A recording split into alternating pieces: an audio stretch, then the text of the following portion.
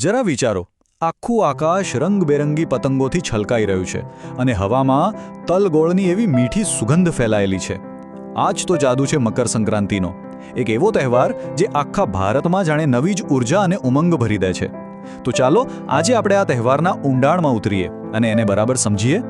પણ એક સવાલ મનમાં જરૂર આવે કે આ જ દિવસે આકાશમાં આટલા બધા પતંગો કેમ દેખાય છે? શું આ ખાલી મજાની વાત છે કે પછી એની પાછળ કોઈ ઊંડું કારણ છુપાયેલું છે?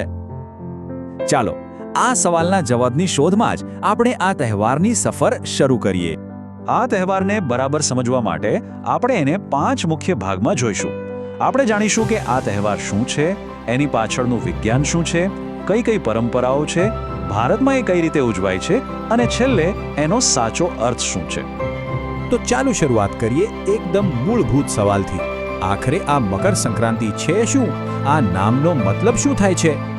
જુઓ, મકર સંક્રાંતિ ખાલી એક તહેવાર નથી, પણ આકાશમાં થતી એક મોટી ખગોળીય ઘટનાની ઉજવણી છે. મકર એટલે મકર રાશિ અને સંક્રાંતિ એટલે કે અંદર જવું, પ્રવેશ કરવો. આ દિવસે સૂર્ય ધનુ રાશિમાંથી નીકળીને મકર રાશિમાં પ્રવેશ કરે છે. બસ આ જ ઘટના શિયાળાની ઠંડીના અંત અને ગરમ લાંબા દિવસોની શરૂઆતનો સંકેત છે. અને ખેડૂતો માટે તો આ લણણીના આનંદનો સમય છે. પણ સૂર્યના આ રાશિ બદલવા પાછળનું વિજ્ઞાન શું છે? ચાલો હવે એ સમજીએ, કારણ કે આ વાત માત્ર શ્રદ્ધાની નથી પણ વિજ્ઞાન સાથે સીધી જોડાયેલી છે. એકદમ સાદા શબ્દોમાં કહીએ તો આ દિવસે સૂર્ય પોતાની દિશા બદલે છે. 6 મહિના સુધી સૂર્ય દક્ષિણ દિશા તરફ ગતિ કરતો દેખાય છે. એને કહેવાય છે દક્ષિણાયન. આ સમયમાં દિવસો ટૂંકા હોય છે, પણ મકર સંક્રાંતિથી સૂર્ય ઉત્તર તરફની યાત્રા શરૂ કરે છે, જેને આપણે ઉત્તરાયણ કહીએ છીએ. અને બસ આ જ પરિવર્તનથી દિવસો લાંબા થવા લાગે છે અને પ્રકૃતિમાં એક નવી જ ઊર્જાનો સંચાર થાય છે. આ જે ફેરફાર છે ને, એ ખાલી આકાશમાં નથી થતો, એ આપણા જીવન માટે પણ એક મોટો સંકેત છે. એ આપણને શીખવે છે કે અંધકાર ભલે ગમે તેટલો હોય, પ્રકાશનો ઉદય તો નક્કી જ છે.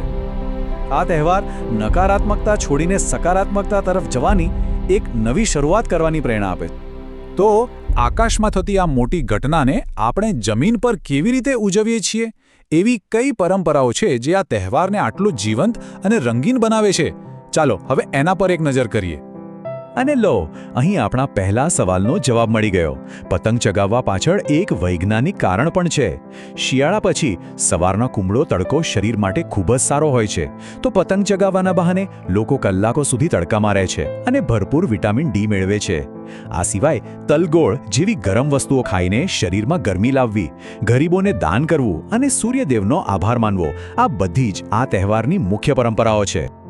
તલ શરીરમાં ગરમાવો લાવે છે અને ગોળ જીવનમાં મીઠાશ. એટલે જ જ્યારે કોઈને કહેવામાં આવે છે કે તલ ગોળ લો અને મીઠું મીઠું બોલો, ત્યારે એ ખાલી એક મીઠાઈ નથી પણ એક સંદેશ છે. સંદેશ એ છે કે જૂની કડવી વાતો ભૂલીને સંબંધોમાં નવી મીઠાશ ભરીએ. આ પરંપરા આપણને એકતા અને પ્રેમ શીખવે છે. અને હા, આ તહેવાર આપણને ખાલી લેવાનું જ નહીં પણ આપતા રહેવાનું પણ શીખવે છે. 14 તારીખે ઉજવાતા આ તહેવારમાં 14ની સંખ્યાનું ખાસ મહત્વ છે. ઘણા લોકો આ દિવસે 14 અલગ અલગ વસ્તુઓનું દાન કરે છે. આ પરંપરા આપણને શીખવે છે કે સાચો આનંદ બીજાને ખુશ કરવામાં છે. આ તહેવારની સૌથી સુંદર વાત એની વિવિધતા છે. ચાલો હવે ભારતની એક નાનકડી સફર કરીએ અને જોઈએ કે કેવી રીતે એક તહેવાર અલગ અલગ રાજ્યોમાં અલગ અલગ નામ અને અનોખી રીતે ઉજવાય છે. જુઓ, ગુજરાતમાં આપણે એને ઉત્તરાયણ કહીએ છીએ અને આખું આકાશ પતંગોથી ભરાઈ જાય છે. તો પંજાબમાં એ લોહરી છે, જ્યાં લોકો આગ પ્રગટાવીને એની આસપાસ નાચે ગાય છે. તમિલનાડુમાં એ પોંગલ તરીકે ઉજવાય છે, જ્યાં નવા પાકમાંથી ખાસ વાનગી બનાવીને સૂર્યને અર્પણ કરાય છે. આસામમાં એનું નામ માઘ બિહુ છે અને કર્ણાટકમાં સુગ્ગી હબ્બા.